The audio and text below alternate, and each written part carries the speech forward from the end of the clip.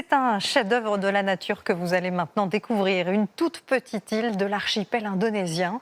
Il y a encore 10 ans, Nusa Penida était totalement sauvage. Aujourd'hui, vous allez voir que pour les touristes, elle rivalise largement en termes de beauté avec Bali, sa grande voisine.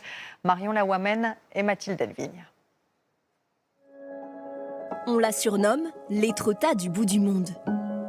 Nusa Penida est l'une des seules îles calcaires de l'archipel volcanique d'Indonésie. C'est paradisiaque quand même, regardez ça. Un écrin de beauté au paysage tourmenté. Ses contours sont mordus par l'océan, ses criques encerclées de falaises colossales, ses eaux irrésistibles mais déchaînées. C'est trop dangereux pour y nager, mais c'est magnifique. Longtemps considérée comme démoniaque, l'île est désormais un lieu sacré. Hier sauvage, aujourd'hui passage obligé des touristes. Nusa Penida est à seulement 30 minutes de ferry de Bali. Des centaines de personnes chaque jour font escale pour la journée. Ces jeunes mariés ont réservé un Instagram Tour, l'attraction phare de l'île. Comprendre se rendre au meilleur point de vue pour prendre les plus belles photos. J'ai engagé un guide touristique pour qu'il nous emmène dans les lieux emblématiques et qu'il nous y prenne en photo. Puis je les partagerai sur les réseaux sociaux. Profiter des plages nécessite un peu plus d'audace. Seul accès, d'étroits chemins creusés dans ces falaises de 200 mètres de haut, presque à la verticale. Certains passages se descendent à la corde. Stéphane et ses deux fils visitent leur deuxième crique de la journée.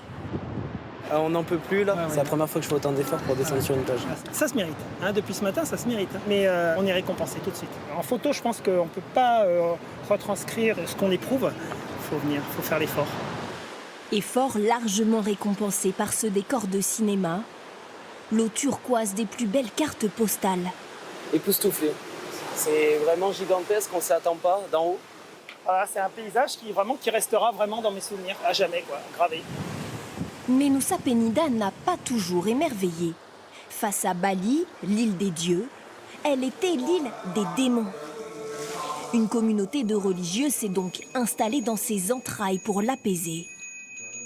Dans cette immense grotte, une succession de temples bouddhistes et hindous attire près de 1000 pèlerins par jour. C'est ma première fois ici. Je suis émerveillée par la beauté du temple. Cet endroit a une atmosphère spéciale. Je viens toutes les semaines. Ici, on prie surtout pour la sécurité et la santé. Les simples visiteurs, eux, sont tout nouveaux sur l'île. Il n'y avait pas de route il y a encore 10 ans. Aujourd'hui, c'est un chantier permanent. Hôtels, épiceries, restaurants et centres de plongée. En 2018, Julia et Hélène, deux monitrices françaises, étaient parmi les premières. Nusa Penida, depuis 2-3 ans, ça se développe vraiment, notamment parce que les fonds sont très riches. 1, 2, 3, go. Dans ces eaux cristallines, plus de 500 espèces. Les poissons ballons, les poissons papillons, ceux qui jouent à cache-cache avec les étoiles de mer, ou encore le rombou, expert dans l'art du camouflage. Mais aussi des tortues marines, les majestueuses Raimanta et 300 espèces de coraux en excellente santé. Il y a eu des épisodes de blanchissement de coraux sur la Grande Barrière de Corail et sur certains hotspots sur Bali. Mais c'est une île qui a pas mal de courants. Les températures de l'eau à Penida sont restées à peu près constantes. Donc les coraux sont au niveau mondial en excellente santé. Sous la mer ou sur la terre, le secteur du tourisme offre de nouvelles opportunités d'emploi pour les jeunes de l'île. Mais dans ce village de tisserands, les anciens sont partagés. Nyoman Tantra perpétue le tissage ancestral du sepuk, comme sa mère.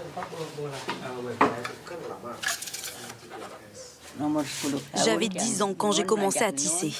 Aujourd'hui, j'ai 83 ans. Tout ce que je possède, je l'ai eu en tissant de mes mains. Grâce aux touristes, la famille gagne près de 60 € par mois, un quart du salaire moyen indonésien. Mais elle craint que la nouvelle génération abandonne ce savoir-faire. Aujourd'hui, presque 50% des habitants se sont tournés vers l'industrie du tourisme. Je vais faire tout ce que je peux pour transmettre cet art à mes enfants. Parce qu'elle est l'une des îles les plus photographiées au monde, beaucoup prédisent à Nusa Penida la même destinée que sa voisine Bali. En attendant, les visiteurs en escale repartent aux dernières lueurs et l'ancienne île des démons profite encore de ces heures calmes et sauvages.